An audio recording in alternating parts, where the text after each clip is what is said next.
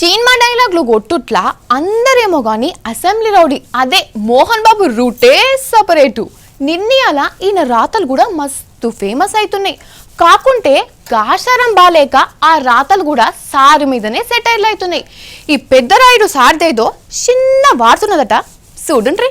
Scale పెట్టి కొలిసినా నా మాట ముక్కు సూటిగానే ఉంటది అని గప్పాలు చెప్పుకుంటాడు కదా మంచుముత్యం Mohan Babu alias assembly rowdy. Latest గా వర్మ తయారు చేసిన ఉత్తర రౌడీ. కానీ నిన్నయాలిన చేసిన ఓ పని ఆయన మీదకే సెటర్ లేపించుకునే దాకా తెచ్చింది. ఇక రజనీకాంత్ మోహన్ బాబు ఎంత మంచి దోస్తులో ఎరికిన ముచ్చటేగా అందరికి.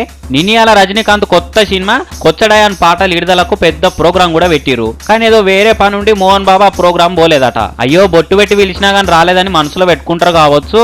బాగా ఫీల్ అవుతారేమో అని బాధ అనిపించి కలెక్షన్ కింగ్ కంప్యూటర్ తెరిచి ట్విట్టర్ ఇట్లా రాసుకొచ్చిండు.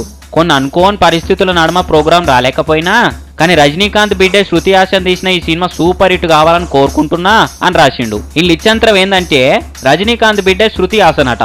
మరి కమల్ హాసన్ బిడ్డ ఎవరు అంటే రజనీ బిడ్డ సౌందర్య అని రాయబోయి ఇట్లా రాసిండు అన్నట్టు. ఇది మొత్తానికి మరి మతిమార్పులనో లేకుంటే ఏదైనా వేరే ఆలోచించుకుంటూ రాసిండో ఏం పాడో గాని మోహన్ బాబు రాతలు చూసిన వాళ్ళు మాత్రం సెటైర్ల మీద సెటైర్లు వేసిర్రు.